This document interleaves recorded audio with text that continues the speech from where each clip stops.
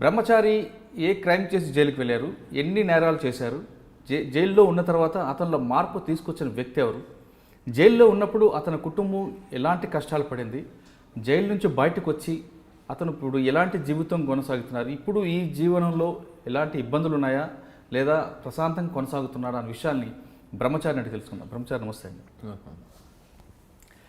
బ్రహ్మచారి, నేను ఎప్పుడో Uppal police station దగ్గర చాయ్ దుకాణం ఓపెనింగ్ అప్పుడు నేను చూశాను.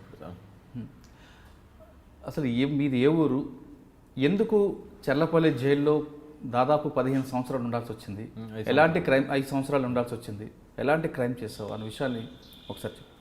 అది వరంగల్ కాజీపేట దర్గా సార్. అది వరంగల్ కాజీపేట దర్గా. మా నాన్న సింగరేణి జాబ్ చేసేవాడు బెల్లంపల్లి. అట్లా నాకు చెడు దోస్తాను అలవాటైంది. ఫస్ట్ స్టార్టింగ్ ఒక తప్పు చేసిన, ఆ తప్పు సమర్థించుకోవడానికి ఇంకో తప్పు చేసిన, అట్లా మొత్తం 32 కేసులు అయినాయి. ఈ అందులోనే నా లవ్ మ్యారేజ్. ఈ బెయిల్ మీద నేను బయటికి రాను, నా బ్లడ్ రిలేషన్ మొత్తం దూరం అయిపోయింది, ఎవరు నా దగ్గర రాలేదు. అంటే ఫస్ట్ చేసిన తప్పు ఏంటి? ఏ జల్సాల కోసం తప్పుదారి అంటే ఏం చేస్తా ఫస్ట్ క్రైమ్? కొట్టి డబ్బులు తీసుకునేటోళ్ళు స్టార్టింగ్. అది ఆ ఒక కేసులో జైలుకి వచ్చి ఒక కేసులో బెయిల్ తీసిండు. ఫస్ట్ తప్పు కాబట్టి బెయిల్ తీసిండు. రెండో తప్పు ఏం చేసినా, నేను లవ్ మ్యారేజ్ చేసుకున్నా, ఇంట్లో ఇష్టం లేదు. ఈ ఫస్ట్ తప్పు అయిపోయింది, సెకండ్ తప్పు అయిపోయింది కానీ ఇంట్లో వాళ్ళు వదిలేసిండు. నా దగ్గర ఒక వెహికల్ ఉండే, నేను డ్రైవర్గా పోయినా. నేను అట్లా 13 కేసులు అయినాయి నా మీద. అంటే వాళ్ళు ఎంబడి పోయినా, తిన్నా, తాగినా. అప్పుడు అన్నీ ఎంజాయ్లు ఉండే నాకు. 13 కేసులు పెట్టాను. ఇక్కడ వరంగల్ డిస్టిక్, కరీంనగర్ డిస్టిక్, బెల్లంపల్లి, మహారాష్ట్ర, ఇవన్నీ కేసులు 13 కేసులు పెట్టాను. నాకు నిద్ర పడతలేదు. నా దగ్గరికి వచ్చి చూసేటోళ్ళు ఇవ్వలేరు. నాకు స్మోకింగ్ అలవాటు ఉండే. టెన్షన్ ఎప్పుడు చూసినా పారిపోవాలని ఉండే. అట్లా ఒకసారి పారిపోయినా. ఆ జైలు ఆ టైంలో ఈ నక్సలైట్కి సంబంధించిన ఆయనే ప్రజాపర్యటనకు వెపన్స్ సప్లై చేసేవాడు. ఆ కేసులో అతను అరెస్ట్ అయి ఉండే. అట్లా మా ఇద్దరికి పరిచయం ఏర్పడ్డది. బయట పోయిన తర్వాత కలుద్దామని చెప్పని. అంటే మేము చెర్లపల్లి జైలుకి రాకముందు అప్పుడు వరంగల్లో ఉండే. వరంగల్ జైల్లో మహారాష్ట్ర వరకు ఏ గ్యాంగ్, అంటే ఏం చేసేవారు మీరు అందరు గ్యాంగ్ అంతా కలిపి? నేను పోయి బయట ఉండే సార్ డ్రైవర్గా. ఏ బండి మీది? మా కాలేజ్ ఉండే. ఓకే. డ్రైవర్గా వాళ్ళు ఎంబడి పోయేది. వాళ్ళు ఏం చేసినా ఏమో మాకు తెలియదు. పలాని కాడు ఉండమంటే ఉండాలి, వాళ్ళు అయిపోయిన తర్వాత మళ్ళీ తీసుకురావాలి సార్. అట్లా పోయినా. కాకపోతే నాకు కూడా షేర్ డబ్బులు ఇచ్చేది. వాళ్ళు ఏం చేస్తానని నేను అడగలేదు, వాళ్ళు నాకు చెప్పలేదు. అట్లా 13 కేసులు పెట్టిండు. అంటే 13 కేసులు ఎక్కడెక్కడ తీసుకొచ్చారు? వరంగల్ సార్, కరీంనగర్, ఆదిలాబాద్ డిస్టిక్, మహారాష్ట్ర, చంద్రపూర్, ఈ 13 కేసులు అయ్యాయి. అంటే వాళ్ళు ఏం చేసేవారు? మీకు కార్లో కూర్చోబెట్టి ఇంట్లో పోయి వాళ్ళని బెదిరించి డబ్బులు అవి తీసుకుని వచ్చేది సార్. అట్లా జరిగింది. అప్పుడు ఒకసారి కాకుండా 2 సార్లు 3 సార్లు ఎప్పుడు కూడా మీకు చెప్పలేదు ఏం చేస్తున్నాం వాళ్ళు? తెలియదు. అంటే రెగ్యులర్గా పోయేది మేము. అంటే గ్యాప్ ఇచ్చి పెట్టుకుంటే ఇలా ఒక కాడికి పోయినాం కదా, మళ్ళీ నెక్స్ట్ మళ్ళీ పొద్దున్నే మళ్ళీ వేరే కాడికి పోయేది. జైలుకి వచ్చిన తర్వాత అంటే వాళ్ళు దొంగతనం చేసిన తర్వాత, దోపిడీ చేసిన తర్వాత నువ్వు దోపిడీలో ఉండేవాడు కాదు? నీ బయట ఉండేది. వాళ్ళు చేసి పట్టుకొస్తున్నప్పుడు ఎక్కడిదేని అడగలేదు ఎప్పుడు? వాళ్ళకి ఏం చెప్పపోయేది సార్. వాళ్ళు డ్రైవర్గానే వాళ్ళు ఎంబడి పోయేది. వాళ్ళు తిన్నప్పుడు నాకు తినిపించేది, వాళ్ళు అయినప్పుడు నాకు తాగిపించేది. నిజమేనా? డబ్బులు ఇచ్చేది. అప్పటిదాకా నాకు జైలు అంటే ఏంటో తెలియదు నాకు. అంటే ఎలా దొరికారు మరి? ఒక అమ్మాయి విషయంలో దొరికినాం సార్. ఇలాగ లవ్ కేసులో దొరికినాం అన్నాడు. ఏ విధంగా? ఈ వేరే ఫ్రెండ్ వాళ్ళ చెల్లె, వేరే మా టీములనే, అతని చెల్లె వాళ్ళ ఫ్రెండు మందు తాగిన తర్వాత నన్ను వాడిని రమ్మని చెప్పిందంట. వీడు పోయిండు. ఆ టైంలో ఆమె బయట పడుకునేది, వాళ్ళ అమ్మ బయట పడుకునేది. పోయి రమ్మన్న పిల్ల లోపల పడుకునేది. పోయి అమ్మని లేపినాడు. దానికోసం గొడవ అయింది. గొడవ దునకంగా ఇంటి పక్కలు చూసి పలానైనా అని చెప్పి అంటే అట్లా గొడవ అయింది. వాళ్ళ మీద కంప్లైంట్ ఇచ్చి పోలీస్ స్టేషన్ తీసుకువెళ్ళాను. ఎవరిని? మనోజ్ అనేటోడిని. అంటే మా టీంలో ఒక వ్యక్తి తీసుకొని పోయిన తర్వాత పొద్దున వస్తా అని చెప్పి పేపర్ రాపించుకొని వచ్చిండు. ఇటు పొద్దున పోకుండా ఎస్కేప్ అయినా దగ్గరికి వచ్చింది అన్నాడు. వీడు ఎవరితో తిరుగుతాడో వాడిని తీసుకుపోయి, అమాయకుని తీసుకుపోయి పోలీస్ స్టేషన్లో పెట్టిండు. పెట్టిన తర్వాత సార్ వాళ్ళ ఎంబడి టీం ఉన్నది సార్, ఈ ఎస్ఐ ఏమో అమ్మాయి కోసం అడిగితే వాళ్ళ ఎంబడి టీం ఉన్నది సార్, వాళ్ళ దగ్గర వెపన్స్ ఉన్నాయని చెప్పని ఈ ఉన్న విషయం మొత్తం బయటికి వెళ్ళింది. ఎవరు అమ్మాయి చెప్పిందో? అమ్మాయి కదా. ఇప్పుడు ఎవరైతే క్రిమినల్ ఉన్నాడో ఎస్కేప్ వాడు దొరకకపోతే వాని ఎంబడి ఉన్న ఒక అమ్మాయి కూడా ఉంటాడు. ఎప్పుడైనా సిగరెట్ తాగడానికి, చాయ్ తాగడానికి పోతానన్నాడు. వీనికే తెలిసి ఉంటుంది అడ్రస్ అని చెప్పని పోలీసు వాళ్ళు తీసుకొని కూర్చోబెట్టిండు. కూర్చోటి చెప్పరు ఆడ ఎక్కడ ఉంటాడు ఏం కదా అంటే, సార్ పలానా ఉంటారు సార్, వాళ్ళ ఇట్లా ఉన్నాయి సార్, వాళ్ళ దగ్గర కారు ఉంది, వెపన్స్ ఉన్నాయని చెప్పని ఈ స్టోరీ మొత్తం చెప్పాడు.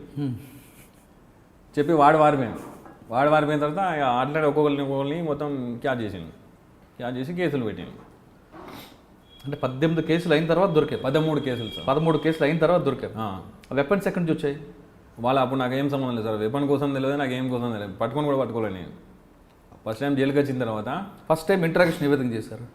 వాళ్ళకే చేసింది సార్, నన్నేమలే రోజు కూడా ఇంటికి పంపించేది.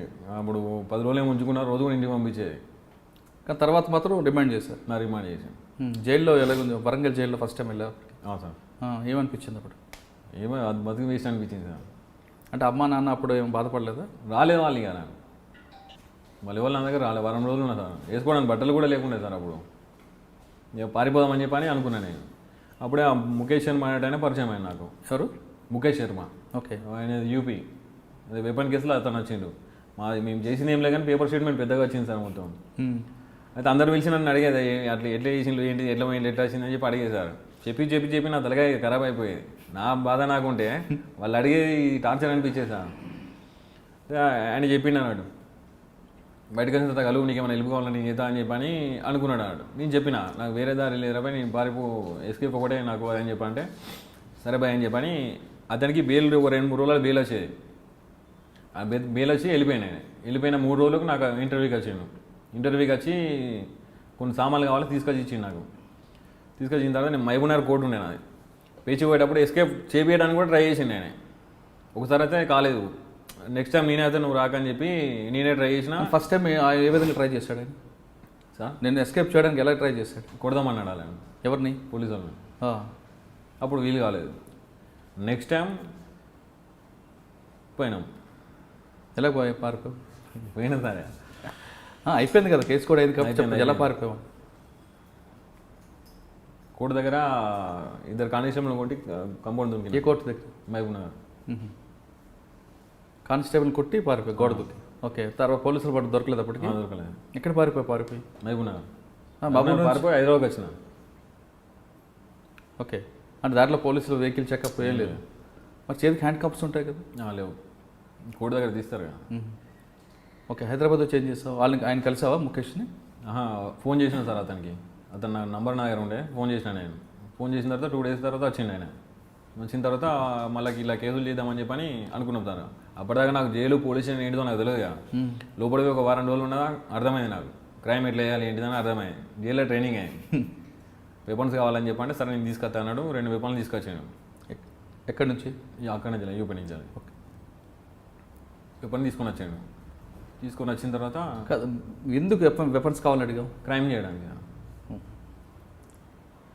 ఎందుకు క్రైమ్ చేయాలనిపించింది? మార్పు రావాలని జైలు నుంచి ఉన్నాం, నా అమ్మా నాన్న రాలేదు, ఒకే జత బట్టలతో ఉన్నప్పుడు బయటకు వచ్చి మారాలని నాకు తెలిసి సార్. జైలుకు పోయిన తర్వాత మారదామని ఎవరు అనుకోరు. ఎందుకంటే ఇప్పుడు అక్కడ ఉన్న వాతావరణం, ఉన్న ఆఫీసర్లు, ఇప్పుడు అలాగే సార్ ఇప్పుడు జీతం వస్తుంది, వాళ్ళ డ్యూటీ ఏంటిది?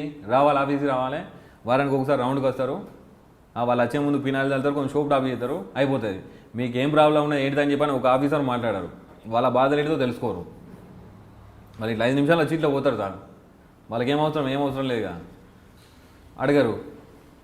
వీళ్ళు ఏమనుకుంటారు సార్, ఇప్పుడు లోపల ఉన్న తర్వాత ఆయన వాళ్ళు రారు, దోస్తులు రారు, రిలేషన్ మొత్తం కట్ అయిపోతుంది.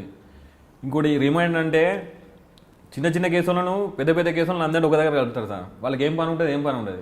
ఎప్పుడు ఏదో ఒకటి మాట్లాడుకుంటాను అన్నట్టు. 4 పరిచయం అవుతారు అక్కడనే జైల్లో. ఇంకా పెద్ద క్రిమినల్ అయ్యడానికి అవకాశం ఉంటుంది కానీ మారడానికి అవకాశం ఉండదు సార్.